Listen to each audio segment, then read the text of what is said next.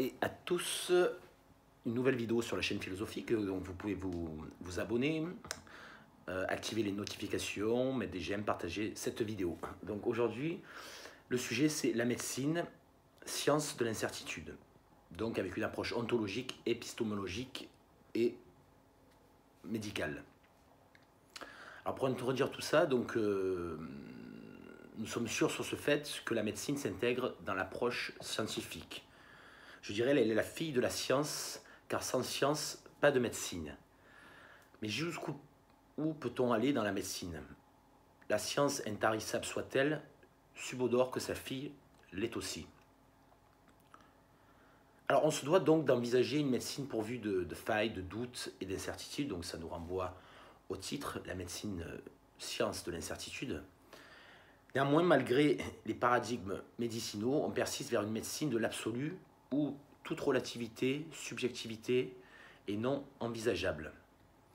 Je vais donc m'efforcer dans cette vidéo de prouver le contraire, du moins essayer de déceler d'autres paradigmes. Une science qui a pour point liminaire le soin, donc le curatif, n'est pas une science. Une science se doit d'anticiper, analyser et se réformer. Lorsqu'elle a tort, d'autant plus, comme l'affirmait Gaston Bachelard dans La formation de l'esprit scientifique, il y a ce fameux obstacle scientifique. Donc l'échec contribue à surmonter la peur, sinon on persiste dans une dictature de la peur par la peur. Alors le versant ontologique donc, qui concerne l'être est tout aussi intéressant, voire primordial, et résulte de la nécessité qu'a l'être humain à de se confondre avec lui-même. Alors confondre ici a le sens de se connaître. Voilà pour moi le point liminaire de la médecine, prendre l'individu dans son ipséité et son idiosyncrasie. Je pense que nous ne voulons pas d'une médecine supplantée par des agrégats médicaux, nous ne sommes pas dans des sciences économiques avec des agrégats économiques, PNB, PIB, etc., etc. Nous sommes dans la science humaine, dans la science ontologique, celle de l'être en tant qu'être et de l'être qui va devenir étant, pour reprendre des propos d'Heidegger. Donc c'est aussi exister à travers la connaissance de soi-même, par action de soi-même. Et là on revient aussi au principe d'antelechy ou antelechia d'Aristote. Pour ma part, le devoir de tout scientifique réside dans son devoir de vertu, d'intégrité, de lucidité, et je dirais même de sagacité, donc de phronésis, cher à Aristote, et son devoir de chercher, de trouver. Donc là, on est dans une approche heuristique. A-t-on perdu ces devoirs? Bien sûr, le souci lié au serment d'Hippocrate n'intègre pas de tels devoirs dans leur totalité. On parle bien de soucis de soins et de probité, mais cette vidéo ne s'attarde pas sur des promesses d'éthique ou de morale, mais bien sur la recherche du vrai, dans l'être pris dans sa globalité, avec tous les tenants et les aboutissants intrinsèques, donc personnels, à l'être. La santé appartient à chacun. Le choix de notre santé dépend de nous et de personne d'autre. La santé, je dirais, se définit, ou plutôt la bonne santé, par cet état dépourvu de douleur, qu'elle soit physique, donc l'aponie chez les stoïciens, ou moraux, donc ataraxia, toujours dans l'école du portique ou de la stoa. Donc déjà, le sceptique Zénon d'Élée avait bien défini, ainsi que ses successeurs, l'humeur, ou devrais-je dire la bonne humeur. Les épicuriens ont aussi œuvré vers cette voie-là, avec par exemple Épicure qui avait mis en évidence le tétrapharmacon. Donc ils partaient, tous ces philosophes, ces penseurs de l'Antiquité, du principe qu'il fallait accepter le tragique. Donc en l'occurrence chez les stoïciens, que l'on ne pouvait pas déjouer les plans de forces extérieures, mais une chose sur laquelle on pouvait agir était de maintenir au mieux notre vie, indépendamment des facteurs extrinsèques. Certes, une philosophie du bien vivre, comme l'affirmait Épicure, ou du vouloir vivre chez Schopenhauer, dans le monde comme volonté, comme représentation. Alors,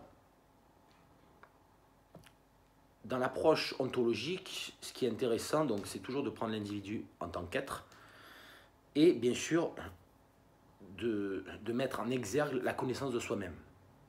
Alors, prenons l'être dans sa globalité, et de son ipséité, dans son idiosyncrasie, Oui, je reconnais des termes quelque peu techniques, mais appelons un chat un chat. Ne faisons pas de la vulgarité scientifique, et ce n'est pas l'objectif d'une telle vidéo.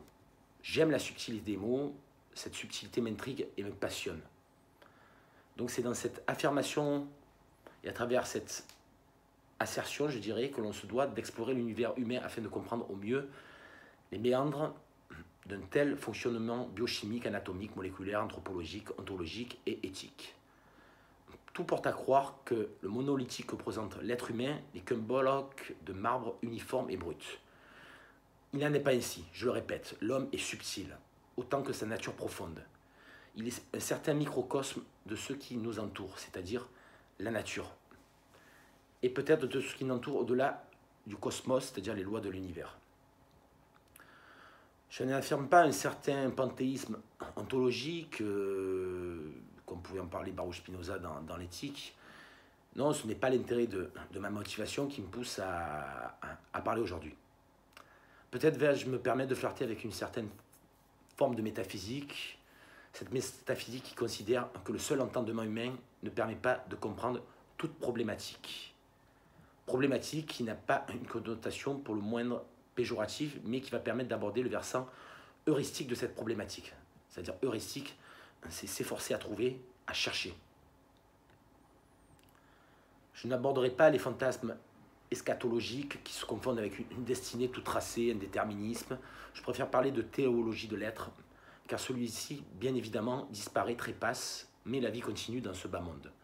L'homme n'est pas une fatalité ou un déterminisme tout tracé, il fait partie de la construction d'une construction civilisationnelle, de sa construction anthropologique, construction immanente et ontologique. Puis, bon, on va revenir quand même à l'essentiel de l'être, sa substance même, de cette matrice organique qu'est l'homme. Matrice qui n'est pas seulement organique, qui n'est pas seulement matérialisme, pour reprendre des propos de philosophes matérialistes, par exemple, mais doté d'une âme, de pensée, d'influx nerveux, de tissus, de viscères, d'organes. Celui-ci est constamment menacé par des agents pathogènes, endogènes et exogènes. Donc on peut le voir, le corps humain possède 4 000 milliards de bactéries, plus que des cellules, et on a une flore commensale qui nous permet de nous protéger des agressions extérieures. Et une flore saprofite, donc, qui va mettre, on va dire, en danger, je pèse mes mots, l'être humain. Voilà, donc l'homéostasie, tout ce fonctionnement, cette systémie permet de pallier à tout ça. Donc il est forcément impossible de faire face à toutes ces menaces qui font partie de la vie. Bien évidemment, son système immunitaire, les anticorps lui permettent de combattre et son homéostasie de autoréguler. Alors qu'en est-il du corps ? Alors c'est l'embryon de chair qui recouvre notre ossature, notre squelette mécanisé, articulé. Une dualité du corps s'exprime par ce système agoniste et antagoniste. On peut le voir justement avec les muscles, biceps, triceps, chaque fois qu'il y a un mouvement agoniste, antagoniste, flexion, extension par exemple. Donc comme une dualité, mais le corps est binaire. Il possède des symétries presque parfaites, une vue, des axes, donc sagittal, médian, axial. Qui en est le créateur? Bonne question. Alors, cette fabuleuse machine pourvue d'artères, de systèmes veineux, de viscères, d'organes, où chacun a un rôle bien précis, le corps, je dirais, c'est une machine systémique.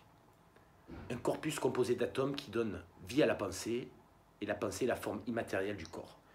Ces deux entités sont donc interdépendantes et réagissent simultanément. Alors là, je vais aborder un sujet donc, de la santé, donc en latin salutem. La santé est subjective. Pourquoi? Car nous n'avons pas la même notion de la santé. Et là, on a pu le voir avec Georges Canguilhem dans son œuvre, plutôt sa thèse de médecine, qui s'appelle Le normal et le pathologique, que je vous conseille à lire. Donc être en bonne santé, c'est être sain en quelque sorte, selon la pensée manichéenne. Être en bonne santé, c'est aussi bien vivre ou vivre raisonnablement malgré une affection, une pathologie. Donc du grec pathos, passion. Il réside une notion optimiste et pessimiste de la santé. C'est aussi vouloir tendre vers le meilleur état général ou éviter de contracter des pathologies. Donc ici, nous rentrons plus dans une notion, je dirais, hypochondriaque ou nosophobique. On peut se sentir en bonne santé, ne pas avoir de manifestations somatiques, mais être, par exemple, envahi de cellules cancéreuses. Le mal se manifeste ou pas. Il est insidieux, perverse. Il est intérieur et pas objectif en apparence. Mais ce qui passe à l'intérieur est peut-être une anarchie oncologique. Finalement, si on ne sait pas que nous sommes malades, ceci retarde peut-être l'évolution de la maladie, car la part psychologique a son implication sur l'évolution de celle-ci. Voilà, donc tel est le dilemme qui s'impose ici. Donc, si on revient sur un côté plus médical, un diagnostic établi, on pourrait se poser la question, soit-il l'homme de ces mots finalement, le fait de ne pas savoir n'est-il pas mieux? Je m'accorde à penser que la puissance de l'esprit est la clé de voûte d'un bien-être et d'une rémission. La rémanence et la rechute est donc un éventuel affaiblissement de la force mentale qui envoie un message négatif au corps, aux cellules, au patrimoine génétique et un message positif aux cellules cancéreuses. Être en bonne santé passe aussi par une bonne connaissance de soi, une lecture holistique et heuristique, comme je l'ai déjà mentionné à plusieurs reprises, de son corps et de son esprit, car ces deux entités sont liées. Le corps a ses messages ainsi que la psyché, ainsi il est nécessaire de réguler pour le mieux l'homéostasie du corps, mais aussi celle de l'esprit. Tout cela est question d'émotion pour le mental et de somatique pour le corps. Il doit y avoir une unité entre ces deux corpus et non une dualité. La dualité du corps et de l'esprit est la dichotomie nauséabonde de l'être vivant. S'efforcer à croire que ces deux entités sont dissociables est une ineptie, une erreur. Regardons le développement embryonnaire. Tout n'évolue pas en même temps, mais tout est évolué en fin de gestation. Donc là, on pourrait voir l'embryogénèse. Donc, où il y a ce développement, on parle de neurula, de blastula, de morula. Bon, là, on rentre dans des termes techniques médicaux. Et pour terminer, je dirais que l'être humain a donc cette capacité d'adaptation et de réaction positive face à des agents bactériens, viraux. Cela n'est pas anodin, sinon il ne serait pas vivant sur Terre. Donc il a la capacité de s'immuniser, de s'auto-immuniser face à son écosystème. Voilà, je vous remercie de m'avoir écouté. Vous pouvez mettre des commentaires, vous abonner à la chaîne philosophique et partager aussi. Et pour une prochaine vidéo, je pense que je resterai sur ce versant qui est très d'actualité. Peut-être aborder une autre facette de l'être humain, peut-être la pensée, peut-être l'intelligence, on verra. Voilà, je vous remercie, je vous souhaite de bonnes vacances pour ceux qui sont en vacances et surtout restez positif et optimiste et lucide sur votre environnement. Merci, au revoir. C'était Nicolas, au revoir.